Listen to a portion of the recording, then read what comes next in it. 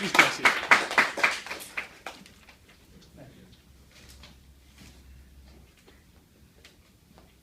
Right, I like this. I just need a chalkboard, so that's why I'm not erasing.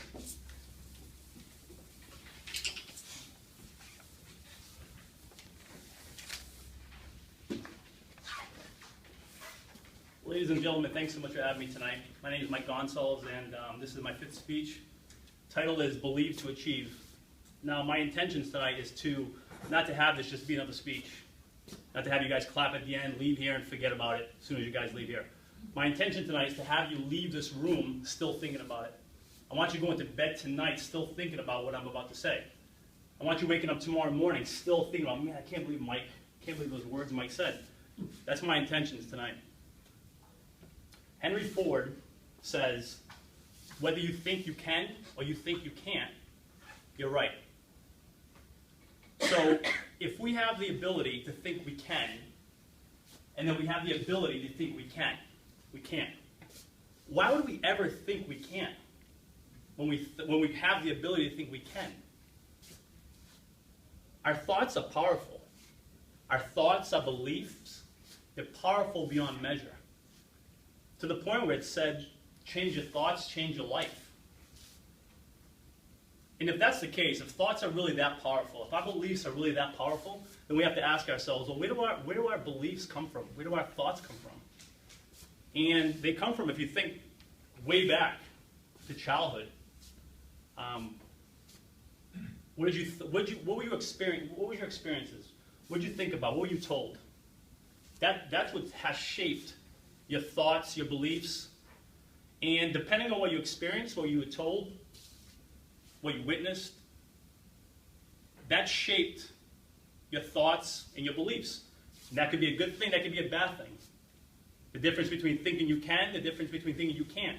Unfortunately for me, I was on the negative side of things. My experiences shaped me thinking that I couldn't. At an early age of 10, being told, you know what, you're a loser, you're nobody, you're not good enough, you're not smart enough, that's not cool, that's not good.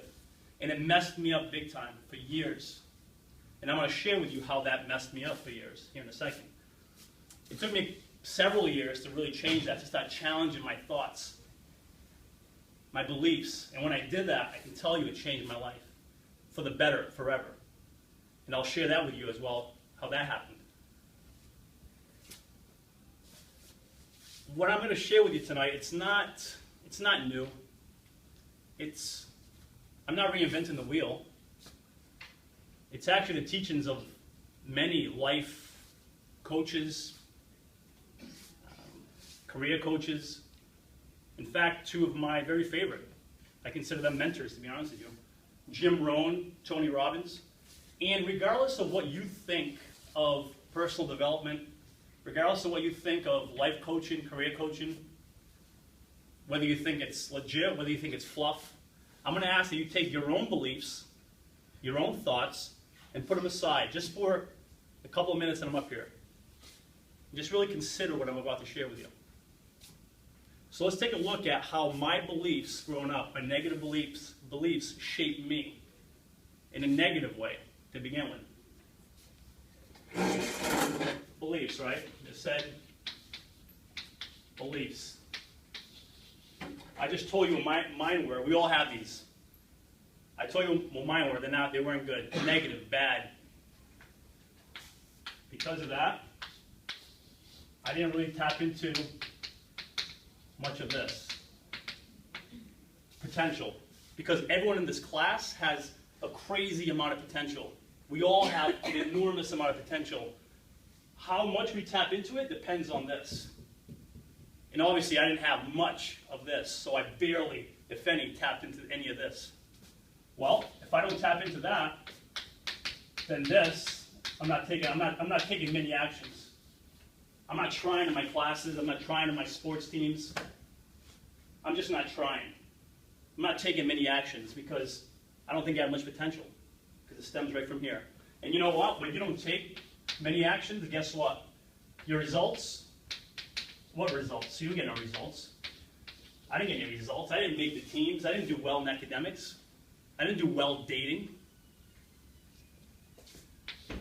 And that feeds right back into your beliefs. Oh, see? I knew I was a loser. I knew I was a no one. I'm not smart enough. I'm not good enough. Look at the results I got. Fed right back in. This is a vicious cycle that I dealt with for years. And it wasn't until years later I started challenging these thoughts, these beliefs. I got sick of them. And I started challenging these beliefs. I'm like, you know what? That's BS. I am good enough. I can do it. I am smart enough. So I'll share an example with you how that's just one. There's several, but I'll share one. And it was just career and finances. After grad school, I had a job. It was a good job. Mediocre job, making okay money, but I knew I was better. I knew I could do more. I knew I had more value. I could definitely contribute more.